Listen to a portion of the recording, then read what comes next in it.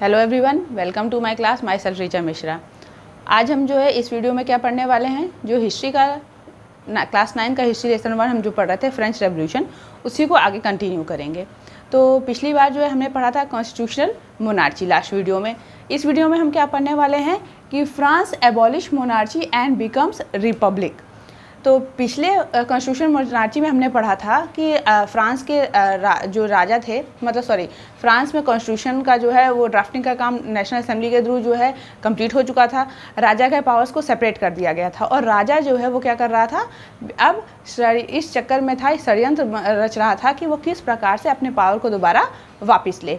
और इसमें हम क्या पढ़ेंगे कि फ्रांस ने जो है मोनार्ची को पूरी तरह से एबॉलिश कर दिया और फिर वह स्वयं जो है रिपब्लिक बन गया।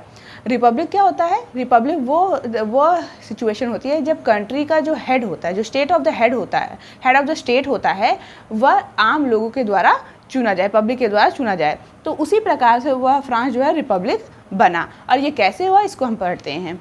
तो सबसे पहले देखिए, लुई 16 की बात हो रही थी। वो क्या कर रहा था?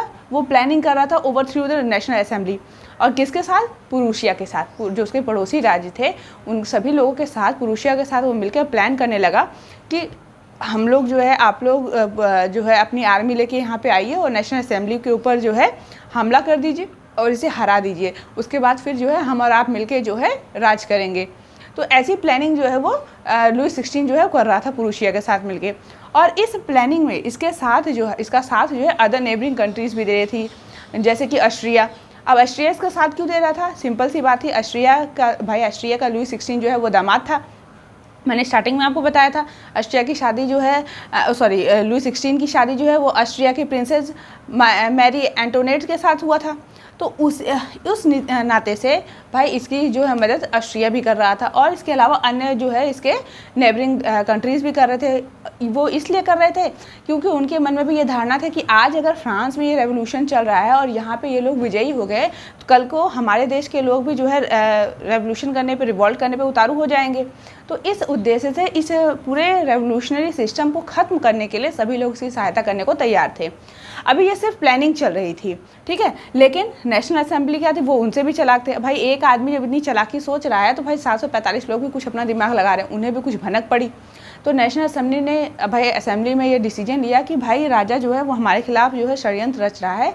तो इससे पहले ही उन्होंने क्या किया कि इससे पहले ये लोग कुछ कर पाते, राजा लुई 16 और उसके जो पुरुषिया ऑस्ट्रिया वाले सब कुछ कर पाते, तो नेशनल असेंबली ने क्या किया, डिक्लेयर कर दिया war against the Prussia and Austria. Prussia और ऑस्ट्रिया के अगेंस्ट जो उसने डिक्लेयर कर दिया अपना वॉर। अब इस वॉर में क्या हुआ कि thousands of volunteers join the army. जितने भी हज़ारों की संख्या में जो वॉलंटियर्स थे उन्होंने क्या किया, आर्मी को ज्वाइन कर लिया, क्योंकि वो अपने देश के लिए लड़ रहे थे और उन्हें ये यकीन था कि हम देश के लिए लड़ के अपने कंट्री को जो है वो कॉन्स्टिट्यूशनल बनाए ताकि हमको हर प्रकार के राइट्स वगैरह, फ्रीडम वगैरह मिल सकें। अब ये जो वॉलंटियर्स थे उन्होंने क्या किया, जब आर्मी ज्वाइन की और वो लड़ने के लिए जा रहे थे तो उन्होंने क्या किया, मर्सिलीज सॉन्ग गाया था। और इस मर्सिलीज सॉन्ग के जो कंपोज़र थे वो कौन थे? रॉबर्ट डी एल्सी इसके कंपोज़र थे मर्सिलीज सॉन्ग के। और ये मर्सिलीज सॉन्ग जो है उन्होंने गाया और ये मर्सिलीज सॉन्ग आज प्रेजेंट टाइम में फ्रांस का नेशनल एंथम है। और ये इस सॉन्ग का नाम मर्सिलीज क्यों पड़ा? क्योंकि इसके भी छोटे से एक बात है, इसमें कंसेप्ट है कि जब ये वॉलंटियर्स ने मतलब आर्मी ज्वाइन करने के बाद जब ये लड़ाई की ओर जाने लगे तो उन्होंने शुरुआत जो की जिस स्थान से की थी उस स्थान का नाम था मर्सिलीज, और इस स्थान से शुरुआत की थी इसलिए इन्होंने इस गीत का नाम ही मर्सिलीज रख दिया। तो ये तो हुआ इसके नाम की वजह। तो इन्होंने ये गीत गाते हुए जो है अपने लड़ाई की ओर गए। अब ये सब तो यहाँ पे चला। अब वहीं देश में और क्या हो रहा था कि मतलब हर जगह जो है रेवोल्यूशन चारों तरफ इस प्रकार से फैला हुआ था कि लोगों में बस विद्रोह की धारणा थी और लोग अब बुरी तरह समझ चुके थे कि अब क्या करना है, क्या हमारे सही है, क्या गलत है। तो उन्होंने क्या किया, अब रेवोल्यूशन जो है वो डिमांड करने लगा था अलग और भी ज़्यादा पॉलिटिकल इक्वलिटी को लेकर। और ये इक्वलिटीज़ कैसे थी, जैसे कि एग्जांपल जो पुअर और वीकर सेक्शन थे वो लोग भी चाहते हैं कि हमें राइट मिले वोटिंग का, क्योंकि पहले तो वोटिंग की राइट्स इनके पास थी नहीं, अब ये लोग भी वोटिंग की राइट मांग रहे थे। तो ऐसे ही विभिन्न प्रकार के डिमांड्स थे इनके, और उस डिमांड के चलते इन्होंने क्या किया, अब अपना अपना ये लोग पॉलिटिकल ग्रुप बनाने लगे, क्लब बनाने लगे।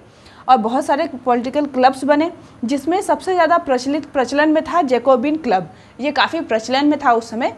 अब इस क्लब में क्या हुआ, किस प्रकार से ये फॉर्मेशन हुआ, इसके क्या काम हुए, इसके बारे में मतलब अगले नेक्स्ट वीडियो में हम जैकोबिन क्लब के बारे में पढ़ेंगे और ये पढ़ेंगे कि किस प्रकार से फ्रांस ने मोनार्ची को एबोलिश किया और वो कैसे रिपब्लिक बना। इस टॉपिक को हम आगे कंटिन्यू करेंगे जैकोबिन क्लब के साथ। Thank you.